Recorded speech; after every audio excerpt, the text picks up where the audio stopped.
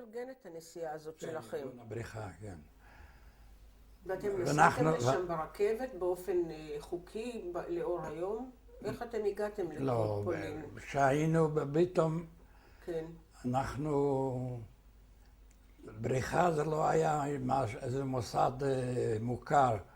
זה היה בתוך הפעילות של...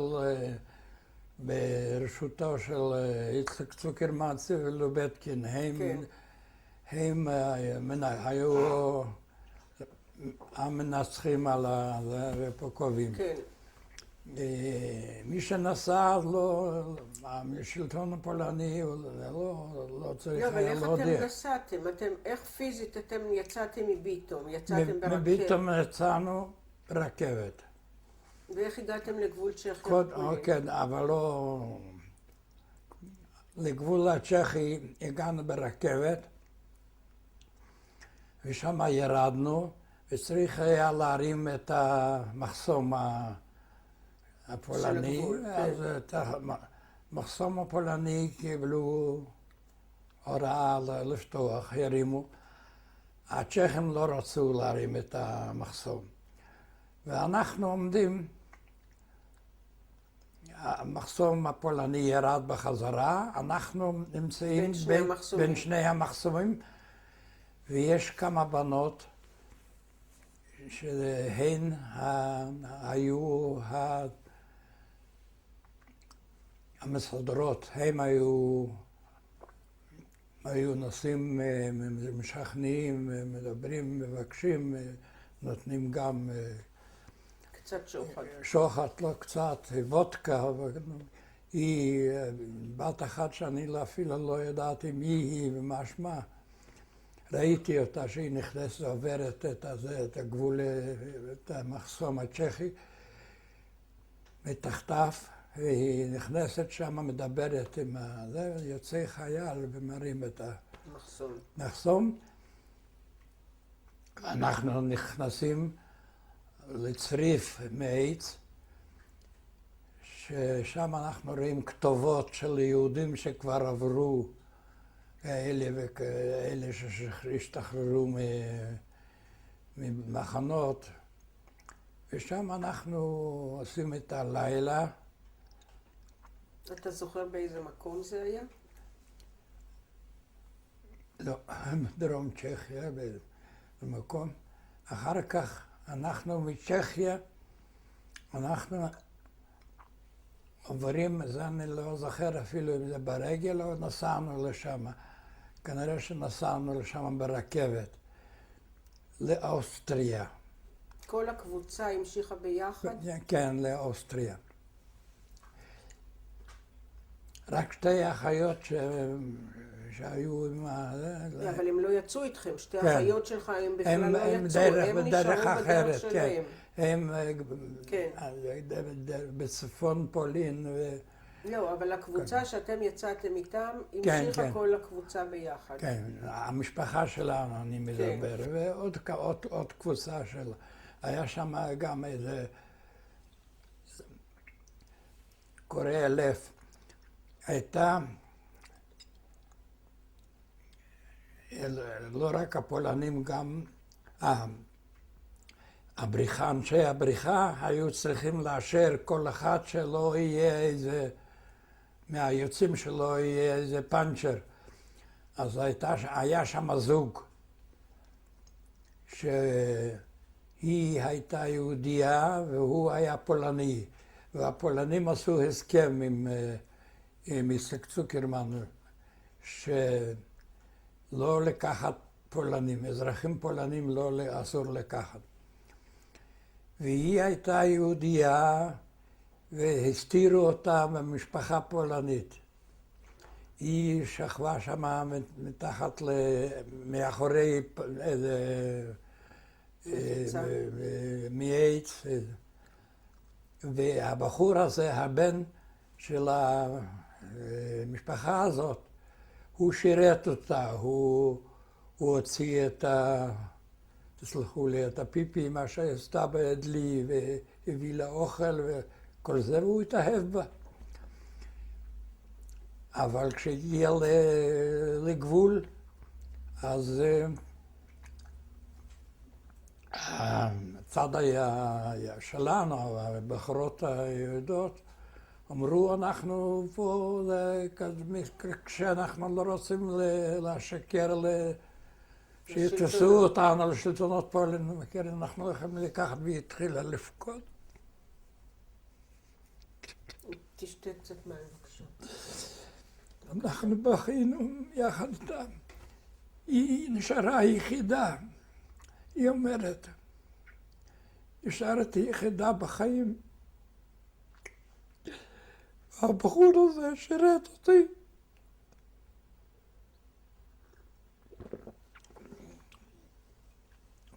בסוף הסכימו לקחת אותו והם יצאו ביחד.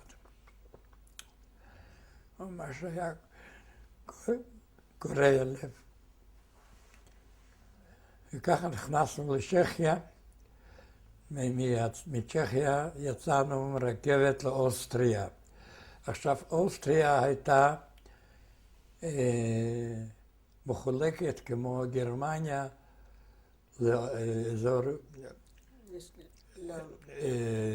אזור שלטון רוסי, אזור שלטון אמריקאי.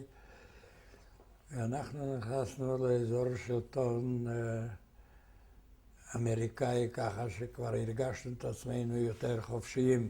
אז עשינו טיול שם לבית עלמין ואיפה שהרצל. היה אחי ועוד שני בחורים מהבריכה שעבדו בבריכה. לאן הגעתם באוסטריה, אתה זוכר? באוסטריה היה גם כן מין קיבוץ כזה. זה היה זמני, כי משם כל הזמן אנשים מהקיבוץ יוצאים הלאה.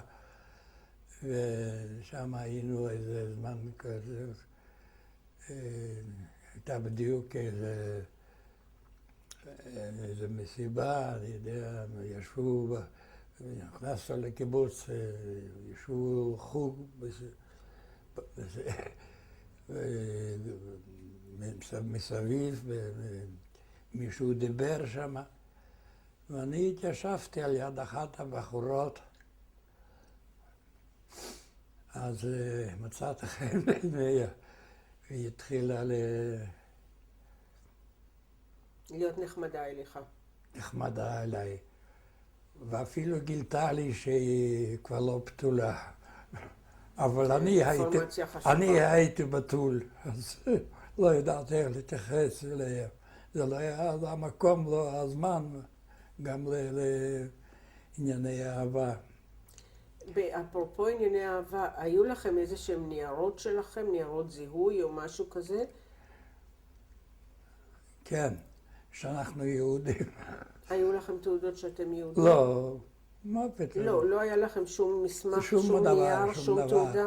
היו אנשים שהם סידרו את העניינים הפורמליים לאמת ולא לאמת. אם לאמת ולא לאמת, אז היו... את יודעת, אחרי המלחמה, אחרי מלחמת העולם, הגרמנים משכו אליהם אנשים מכל העולם, הם הרי גייסו את כל העם למלחמה, את כל הגברים, ולא היה מי שיעבוד. אז היו שם פולנים שהיו בגרמניה והם חוזרים לפולין, והיו כאלה שיוונים אפילו השתחררו מהמחנות. אז הכל היה ככה בלגן גדול. אבל בבלגן הזה היהודים מצאו דרך. אז באוסטריה היינו זמן לא רב. מאוסטריה נסענו. אתה סיפרת שהיית בבד רייכנהל. כן, לא, רגע, אני צריך לסדר בזיכרון. מאוסטריה החליטו שאנחנו עוברים את הגבול הגרמני. זה גם כן לא היה כשר. זה צריך מכבה. בלילה היה לילה חורפי, כשיצאנו לא ירד גשם, היינו צריכים ללכת ברגל. אז לא לקחת דברים כבדים.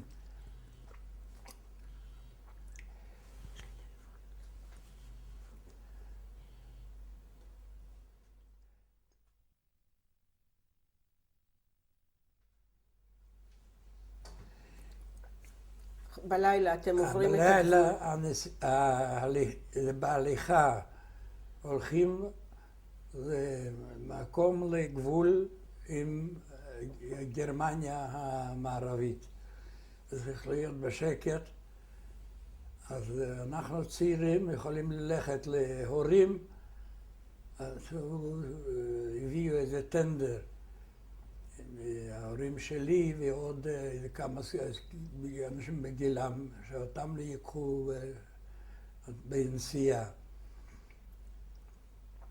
ההורים, אני עם כל הזמן הייתי עם ההורים, ואימא שלי נכנסה לפאניקה, שאני הולך ברגל ואיך אני אלך לאיבוד.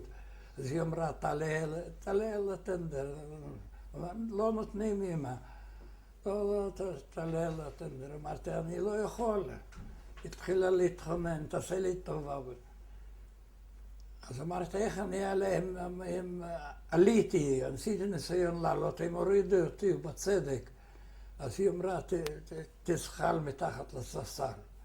ולא יכולתי, עשיתי שטות, לא יכולתי לא לתר לבקשותיה. ונכנסתי מתחת לספסל, הם ראו את זה, ובחרפתינו הוציאו אותי ברגליים. אז זהו. אז אמא ואבא נוסעים, ואנחנו הולכים. הקבוצה של אנשים הולכים חושך גמור, והתחיל לטפטף גשם בדרך. אבל מי שם לב לגשם? אנחנו מגיעים לאיזשהו מקום, שמהכביש צריכים לרדת לתוך מקום יותר נמוך.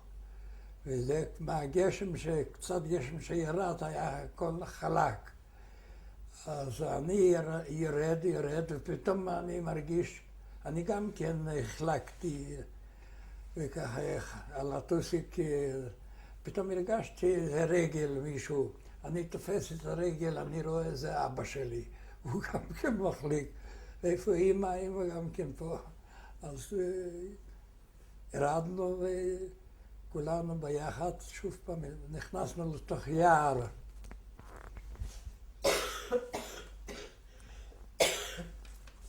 נכנסנו לתוך יער, עם היער הזה המשכנו ללכת, ובאיזשהו מקום מסוכם חיכתה לנו משאית. עלינו על המשאית, והמשאית הזאת הביאה אותנו למחנה פליטים בד רייכנהל.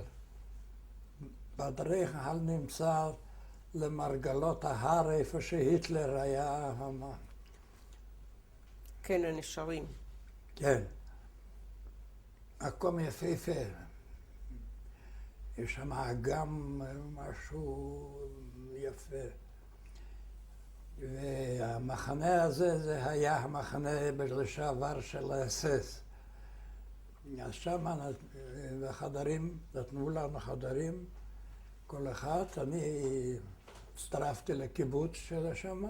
ההורים, אז אחותי הצעירה עם בעלה, גם כן כבר היו שם.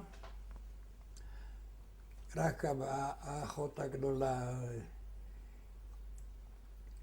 עדיין הייתה עסוקה עם הילדים. כן, כן, היא כל הזמן, עד שהגיעה אחר כך לקיבוץ אפק. עכשיו האחות השנייה, שרה, אחי אריה שידך אותה לאחת מהאנשים שהיו בקיבוץ פחח, מה שאמרתי לך. שהוא גם כיחידי שנשאר חיים עם כל המשפחה שעבד, ברח לרוסיה. הוא היה הרבה יותר מבוגר ממנה, אבל אריה שלי שכנע אותה.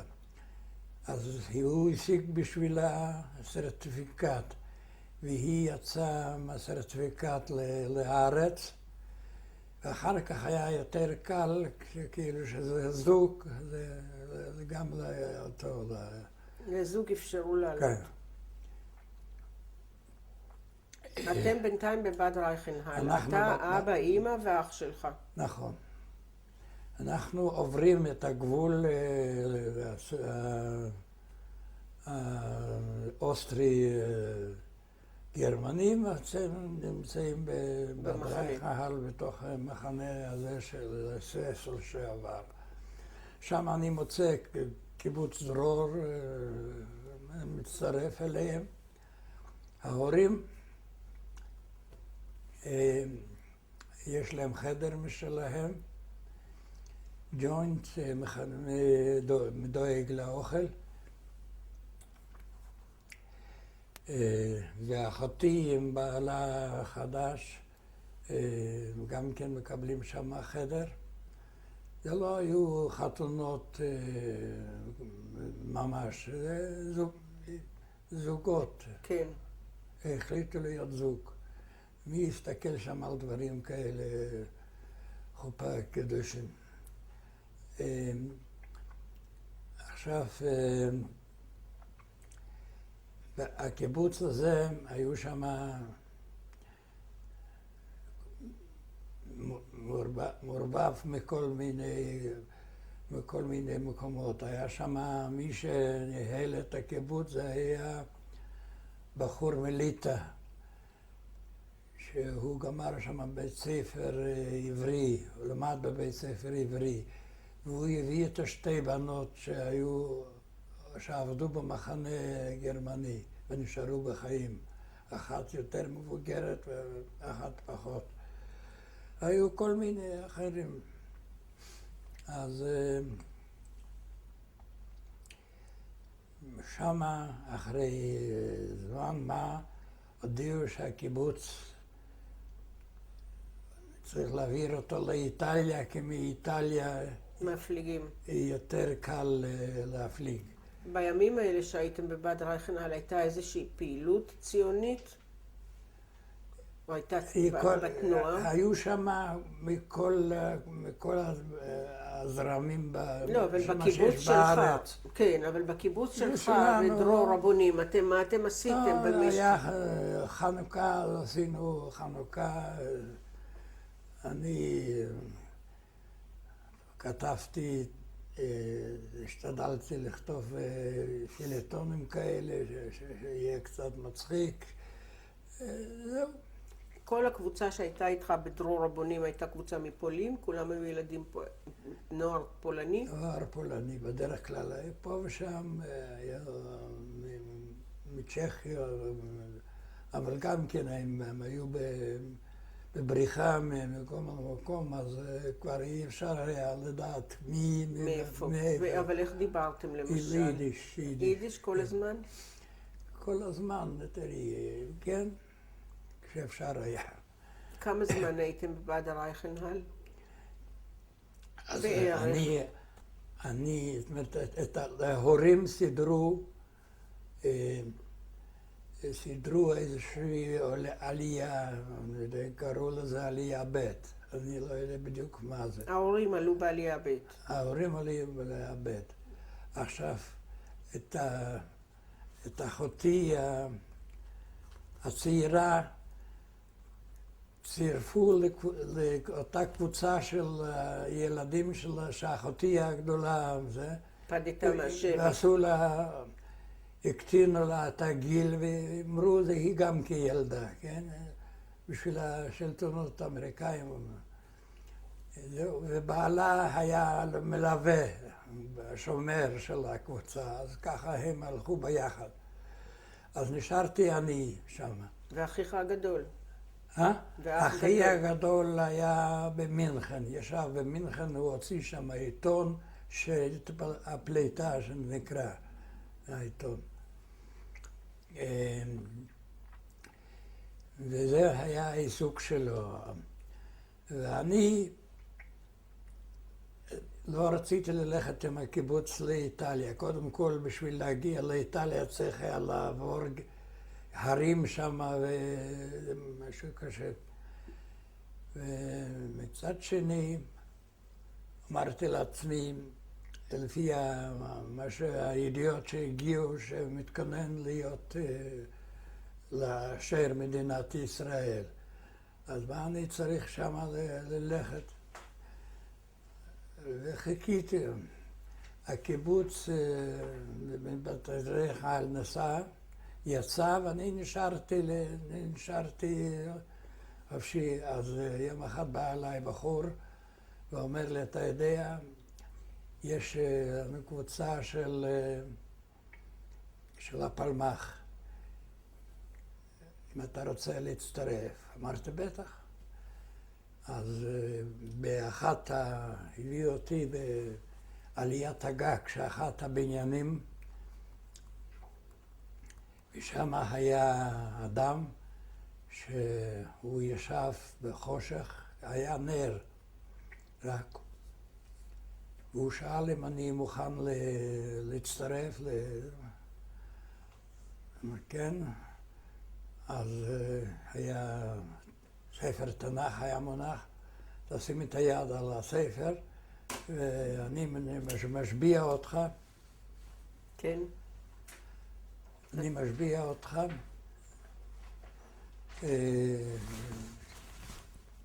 אמונים לפלמ"ח. כן. התחלתי להיות פעיל, עשינו שם אימונים, כל מיני קפ"פ. את יודעת מה זה קפ"פ? קרב פנים אל פנים, כן, בוודאי. עשינו קפ"פ ועשינו כל מיני תרגילים של זה. כל זה עוד לפני הכרזת המדינה, לפני שהייתה הצבעה. לפני הכרזת כמובן. והיו שם, התחילה תחרות בין הקבוצות השונות. למשל, הבונד התחיל גם כן שם להיות פעיל, ושלח יהודים לאמריקה, לקנדה, לאמריקה, כן. והיו הרוויזיוניסטים. אז נתנו לי אחת המשימות? באחת המשימות נתנו לי להיות קשר עם בחור שהוא בין הרוויזיוניסטים, אבל הוא משלנו. והוא צריך למסור לי מה הם מתכננים, ואני צריך למסור. אני את השפיון. מאינסטינקר כזה. ועשיתי את זה. טוב, מולדת דורשת, אז מה לא עושים? זה נתן לי כבר מה קורה בארץ. והייתי עם הקבוצה הזאת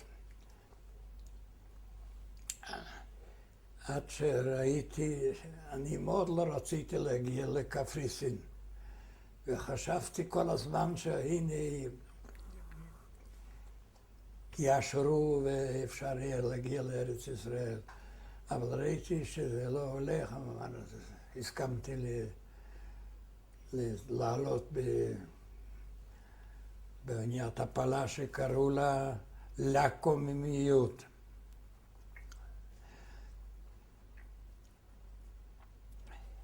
לפני האונייה שלנו לקוממיות יצאו שתי האוניות הגדולות, פן יורק ופן קרשן מרומניה. בן גוריון דרך אגב היה נגד. הוא ידע שעוד מעט עומד להתקבל החלטה להקמת מדינת ישראל, אז בשביל מה לא להתחיל עם הרומנים. אבל הפלמ"ח לא רצה לוותר, אז הם שלחו את העניין הזאת. ככה כשאנחנו עלינו על האונייה... איפה עליתם על האונייה לקוממיות? איפה עליתם על האונייה? על האונייה עלינו מגרמניה המזרחית, בטרי קהל, נסענו לעיר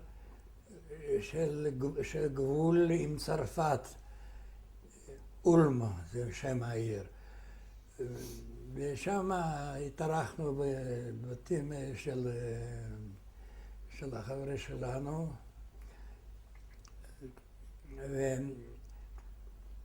ולאולם נסענו ברכבת.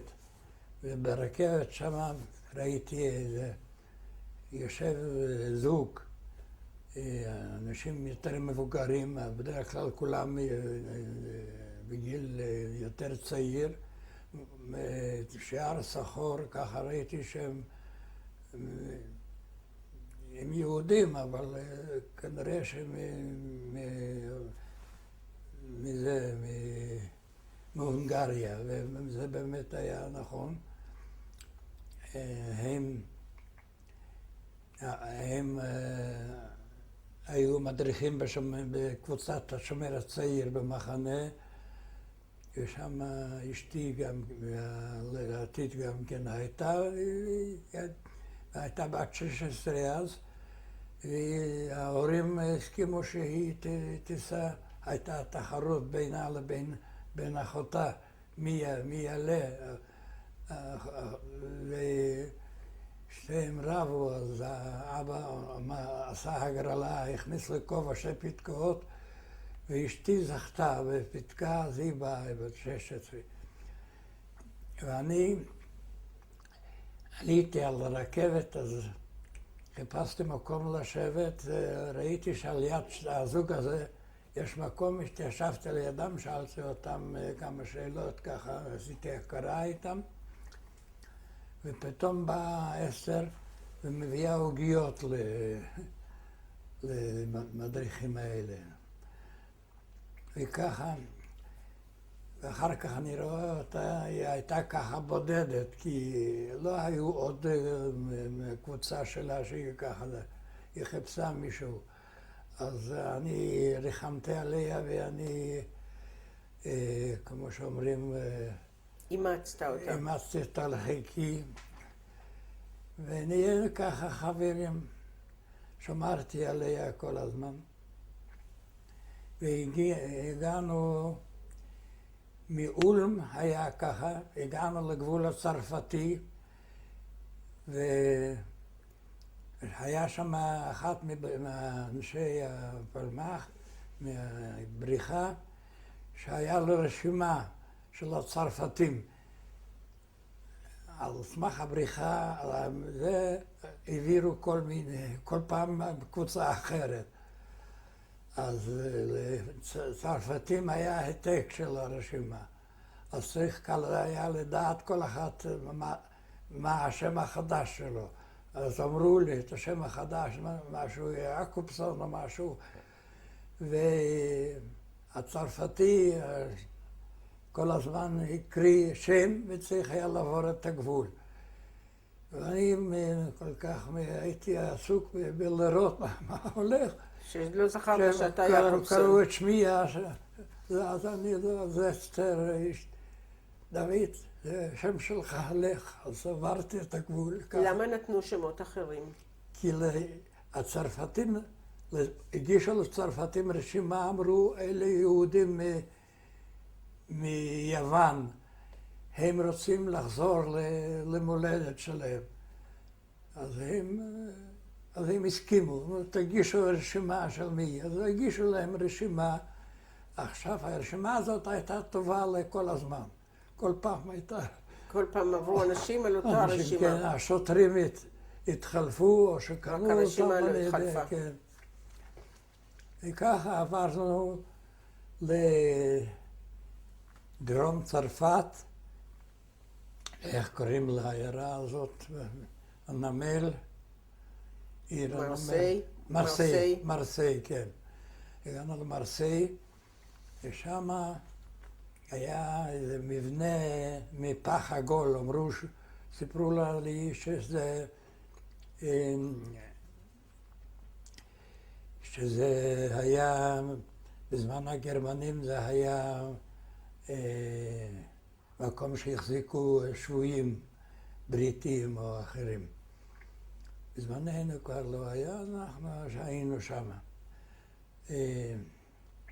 אני בפעם הראשונה הייתי במרסיי, אני ידעתי שיש ים, אני לא ראיתי את הים, אז צריך היה לעלות על ההר, עברתי לבד, עליתי על ההר וראיתי את הים, את השמש שוקעת, ממש ירד, הייתי בהתרגשות גדולה. התרגשות גדולה, כן. ושם חיכינו לאונייה שתיקח אותנו לארץ ישראל. עכשיו, מתי האונייה תבוא, מתי לא? בינתיים ישבנו ושם בצריפים, באו שליחים מהארץ, דיברו אותנו, עודדו אותנו. ויום אחד אמרו לנו, האונייה הגיעה, ואנחנו ראינו את האונייה מרחוק. אתה עם אסתר? אתה עם אסתר עדיין לא נשואים. כן, אנחנו כבר חברים, כן. אז רואים את הספינת מפרשים. רואים את ספינת המפרשים, אבל היא עומדת רחוק. אנחנו לא יודעים איך להגיע, אז בלילה, בחושך, לוקחים אותנו במשאית צבאית אנגלית כאילו, ומכוסה עם ברזנט, ולוקחים אותנו לשפת הים, ושם מחלקים אותנו בין השיחים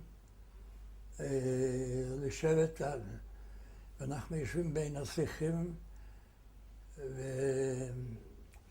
לוקחים קבוצה אחת מאיתנו, ומביאים לחוף הים ממש, והם הביאו סירת גומי. אמרו לנו, קודם לא, הסירה הייתה על יד הזה, על יד, רק את החבל הביאו לנו, ואמרו תמשוך. משכנו בחבל עד שהסירה התקרבה. ואז צריך היה למשוך חבל אחר שהסירה תתקרב לזה, כן, תתקרב לאונייה. וככה אסתר ואני החזקתי את היד, שלא תלך לאיבוד, עלינו על האונייה. האונייה היו אצבעות כאלה, היו חלק, למטה היה איזה אבנים קטנות, חצץ היה, חצץ לשם משקל, כן? זה האונייה דייק לשעבר, מפרשים.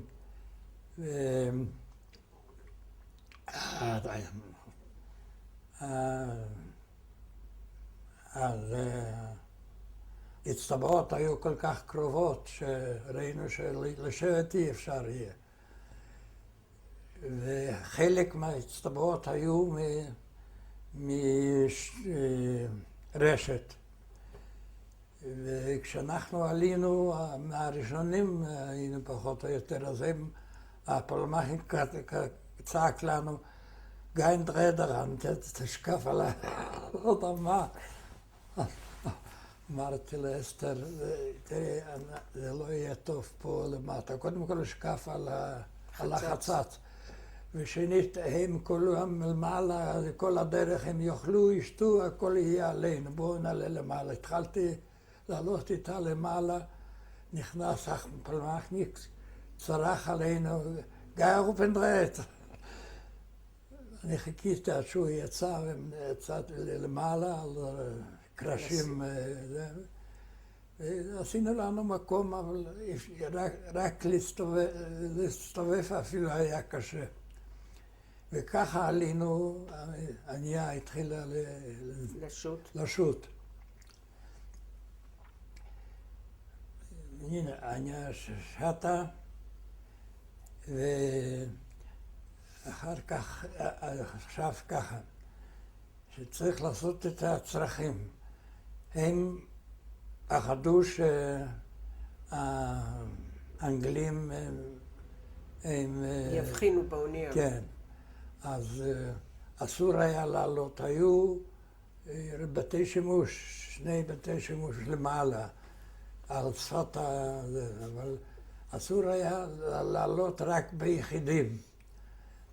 אז הם היו, שכחתי לספר, שכשהיינו עוד בצרפת בצריף שמה, אז בא חבר שלי,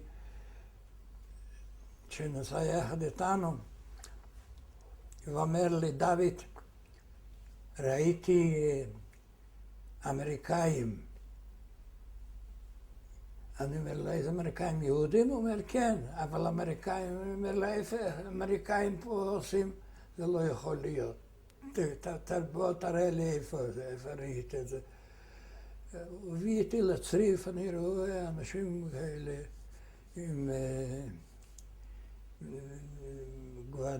בגדים דהויים, לבושים גרוע. מה מתברר שזה מרוקאים? הוא חשב אמריקאים. ניסיתי לדבר איתם, ראיתי שהם לא מדברים עברית, אמרתי הם לא... אבל גם אתה לא דיברת עוד עברית. אתה גם עוד לא דיברת עברית. יידיש לא, רצית. אני ידעתי, אני כבר בבת רייכנהל, אני כבר יכולתי לדבר עברית. בבת רייכנהל אתם למדתם עברית?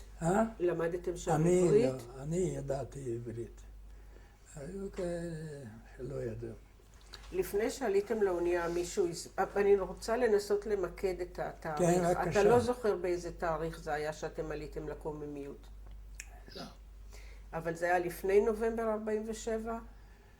לפני לקום המדינה. לפני ההצבעה באו"ם, אתה חושב? לפני ההצבעה, לא, זה בטוח שלפני ההצבעה. זהו, פשוט רציתי למקד קצת יותר את הזמנים. אז לפני אנחנו מדברים. נכון.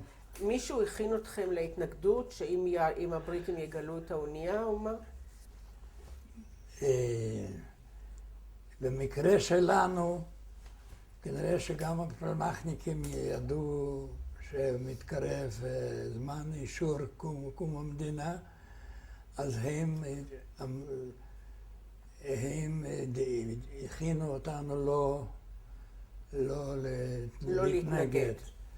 אנחנו נתקלנו בדרך בכל זאת עם כל אמצעי הזהירות. היא אוניית קרב בריטית, אז ראתה אותנו. להתחלה אני חושב שמענו אווירון, אז כנראה שהאווירון הודיע לזה. ובאה אוניית קרב בריטית, התקרבה אלינו, והם התחילו לאותת עם פנס מורס. אחד מהפלמ"חניקים שהובילו את האונייה אמר לנו להסתיר אותו, שאנחנו נעמוד מקדימה, והוא בא גם כן עם פנס והוא ענה להם. באנגלים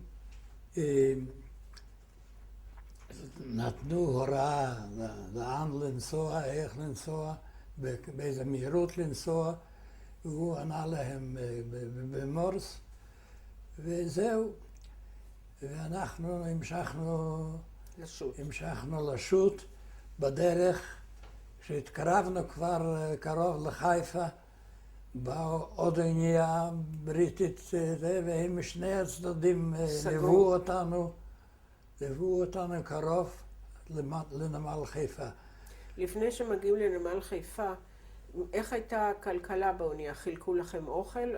דאגו למים? כן, הייתה איזו חבית מים, ואחת הסערות שהיו, אז היא נתקעה את החבלים והתחילה לטייל וזה. אל תשאלי, היא יכלה לעשות לנו, להטביע אותנו. איכשהו אנחנו כולנו הצלחנו לרוץ ולתפוס אותה. לא לתפוס אותה פשוט ולקשור אותה.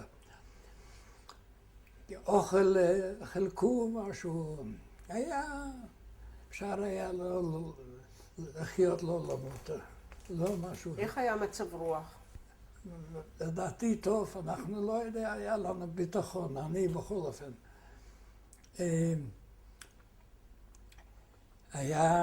חילקו גבינה צהובה וכאלה... משולשים. אז הרבה אנשים לא אהבו את הגבינה הזאת. אני אהבתי אותה. אז גמרתי מהר את הגבינה שלי, ובחושך בלילה ניגש לשם למשפחות שהיו, הערתי אותם, אמרתי, יש לך גבינה אולי? נתנו לי גבינה. עכשיו בעניין שלנו היו חלק מאותם המרוקאים שהיו במרסיי.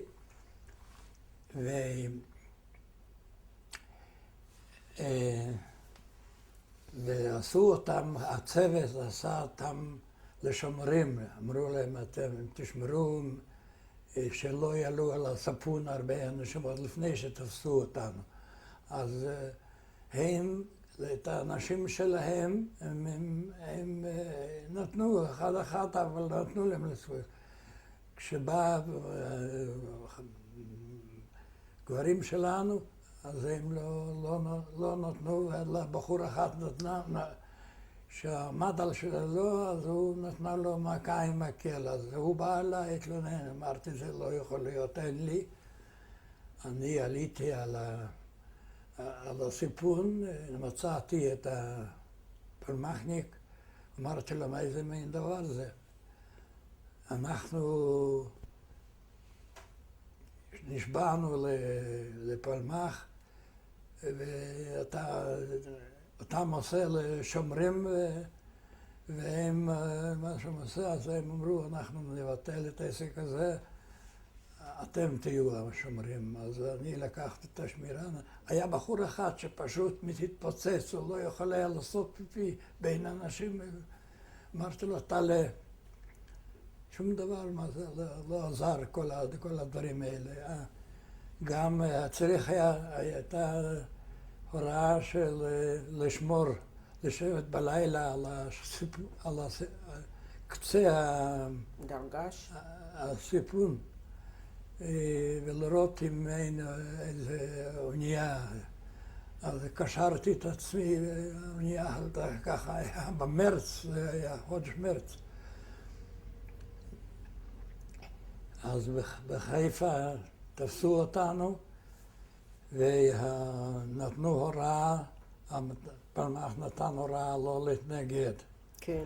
מה שעשינו, שיצאנו כולנו, הרמנו את הדגל הכחול לבן ושרנו את התקווה.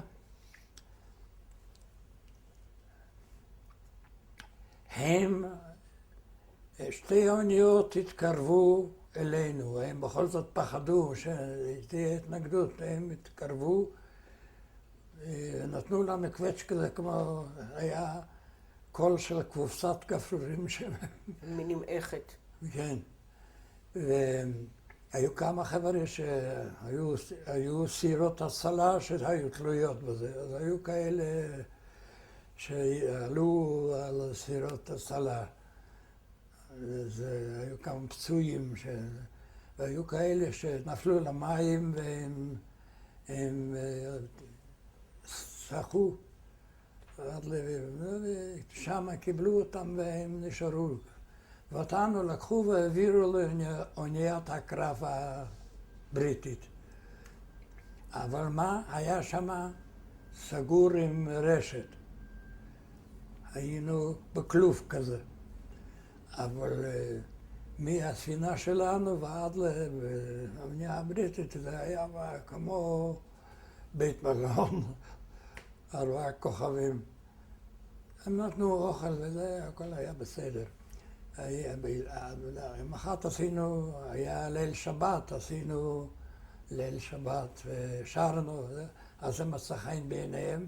אז היה אחד אנגלי אחד שנכנס פנימה, רצה לדבר איתה, לא יכולנו, אבל הוא ראה שאנחנו משחקים, אז עשינו אותו משחק. היה משחק כזה שאחד שוכף עם הראש על הברכיים של השני, ונותנים מכה. והקבוצה מסביב, הם נותנים מכה. הוא קם, הוא צריך להגיד מי נתן את המכה. אם הוא מנחש, אז ההוא שוכב, ככה זה היה. אם לא, אז הוא עוד פעם צריך.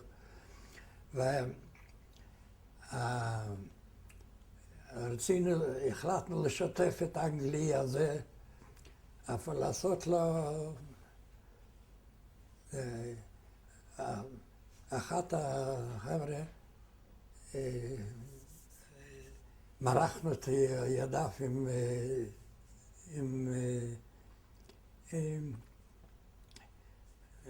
שמצחצח משחת נעליים.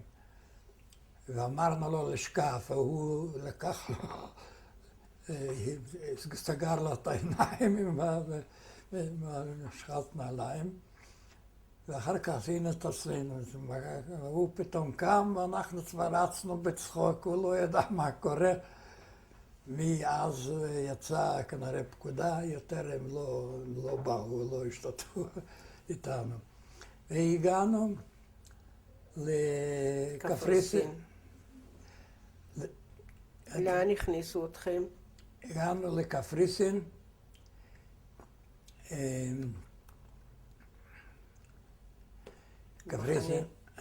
קפריסין קודם כל ירדתי מהענייה המטלטלת הזאת, אז הראש הסתובב לי עוד כשירדתי.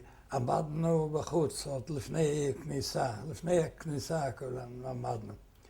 אני בדרך רשמתי לי כמה תאריכים איפה הייתי ואיפה זה, והיה לי כזה חוברת של שירים, שגם היו לי דפים ריקים, רשמתי. אם כי אמרו לנו אסור להגיד מאיפה באת, שום פרטים. אז כשהגעתי ועמדתי לפני השער, אז נזכרתי שרשמתי שם, אמרתי, אני צריך להשמיד את זה, ולא הייתה לי ברירה, בגלוי הוצאתי, קראתי את הדפים, פיזרתי אותם לרוח. מישהו ראה, פתאום בא חייל סקוטי, ג'ינג'י כזה, עם רובה, וקורא לי למפקד שלו. אני הולך, הוא אחריי עם הרובה, ומגיע לצריף, איפה שיושב המפקד, ואני, הראש מסתחרר, הוא ראה, הוא ריחם עליי, הוא אמר, תשב, אתה יכול לשבת על המדרגות. והוא פחד, הוא כל פעם ניגש לדלת, רצה לדפוק, אבל הוא חייל פשוט, אז הוא מפחד. בסוף הוא לא החזיק ממ"ד ודפק בדלת, והקצין ענה לו ואמר, אתה יכול להכניס אותו. נכנסתי לשם, אז הוא אומר לי, speak English? Ich sage, sprechen Sie Deutsch? אומר לו, אני מדבר יידיש. זה דומה, אבל זה לא אותו דבר. הוא אמר, טוב. הוא הבין שאני עושה את עצמי. הוא התחיל לשאול אותי. הוא אומר, מאיפה אתם יצאתם? אמרתי, אני לא יודע, הביאו אותנו בחושך, במכונית סגורה, ואני לא יודע, הביאו אותנו לאיזה מקום, אמרו, זהו, זה האונייה. אני לא יודע מאיפה באנו. ובאיזה יום, אתה לשאול אותי שאלות, אמרתי, לא עניתי לו על השאלות, זה הרגיז אותי קצת. אז אחר כך הוא אמר, ראיתי שיש לך פנקס, איפה פנקס? תן לי את הפנקס. הוא בעצמו עשה לי חיפוש על הגוף. הוא מצא את הפנקס ולקח אותו. התחיל לדפדף, אני לא יודע, כנראה שלא הבין מה כתוב שם. שירים. אז אמרתי לו, זה שירים, זה שום דבר. במעין דויטש, יידיש כזה. אז אמרתי לו, אז הוא אמר לו, זה אני צריך לשיר. אמרתי לו, אנחנו נשב שם הרבה זמן בטח, אז אני צריך לשיר, לא, תן לי את מה אכפת לך. לא, אנחנו נשלח לך את זה לשם.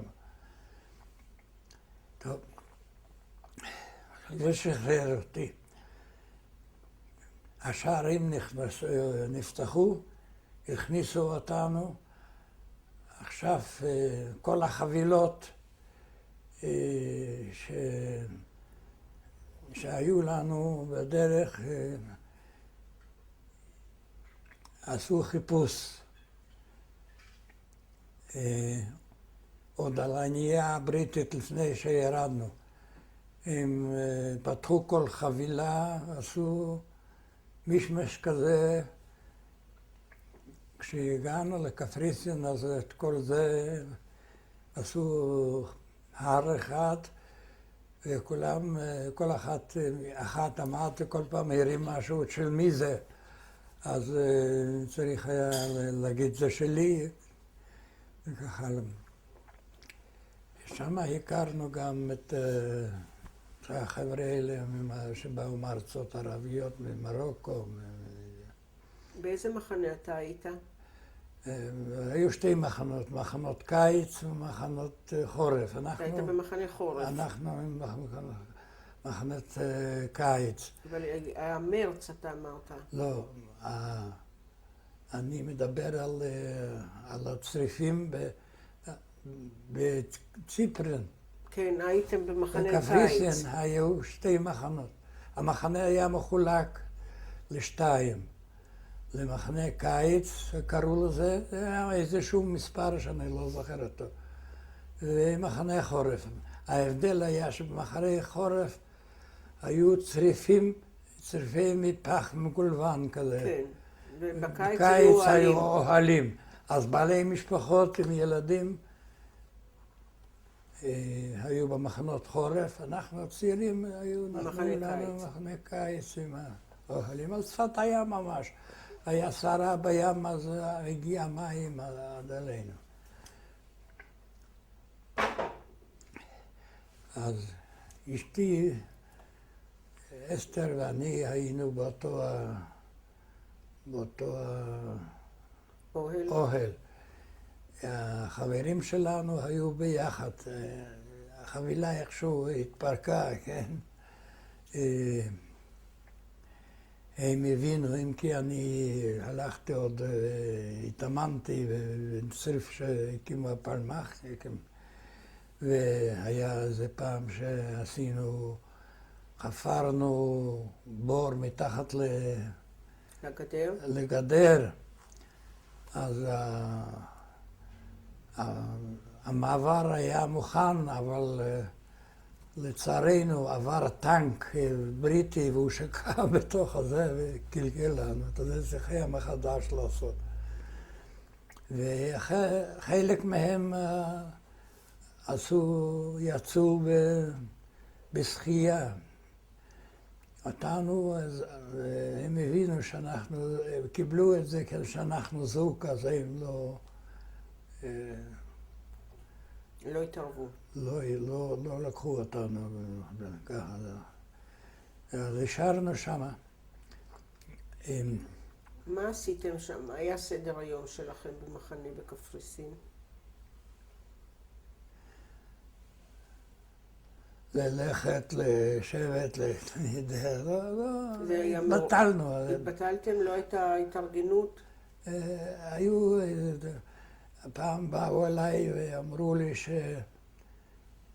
שיש איזה, הם רוצים להזמין את המפקד הבריטי של מפקד המחנה, שאני אכין משהו. מה אני, אנגלית לא ידעתי, הכנתי משהו בעברית. כתבתי ומצאתי איזה יהודי רומני שאמרו לי שיש לו כינור שהוא כנר. וכתבתי איזה משהו, לא זוכר אפילו מה כתבתי, איזה שיר, משהו על ארץ ישראל, והוא ניגן את התקווה, והגנרל שם, הבריטי ישב, לא גנרל, מפקד. מפקד, כן, והיה לנו איזו תקלה שאחת מהחבר'ה שהשתתפו, נשבר הקרש על הרצפה, זהו. איך התייחסו אליכם הבריטים? הבריטים לא היה לנו קשר, אבל אם היו די עוינים, למשל,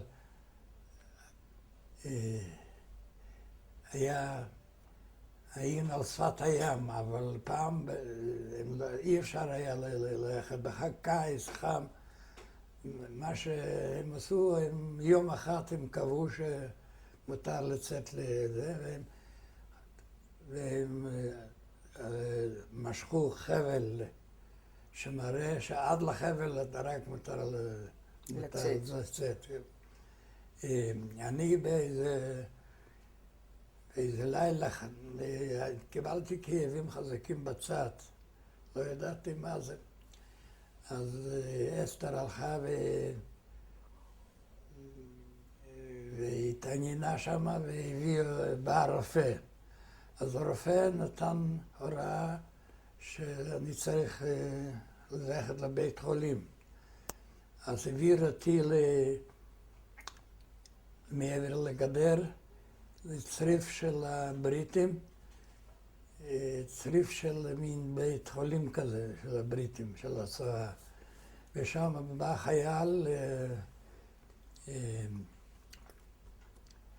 שנתן לי 2 כדורים, לא יודע מה, אספירין או מה.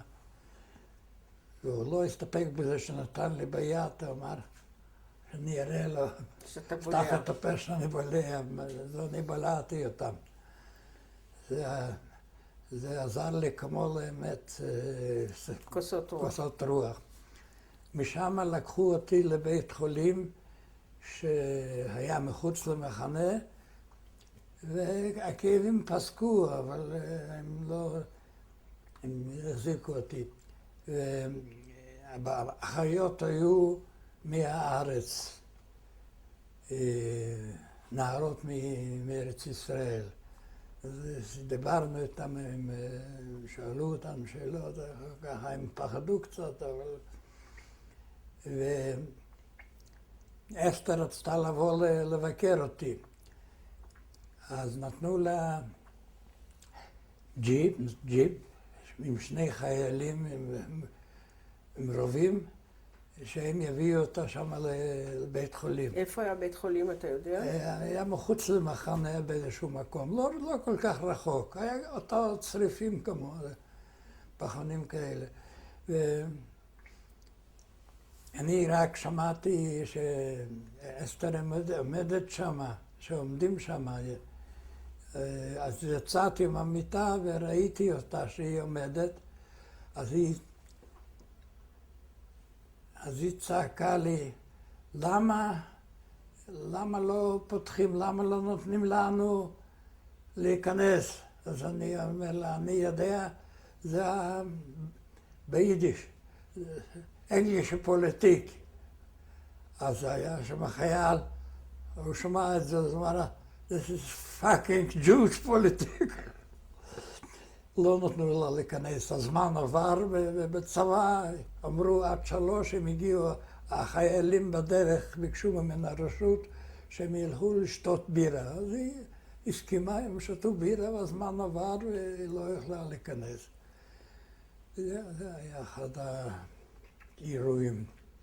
איפה היית בנובמבר 47, שהייתה החלטה על הכרזת המדינה?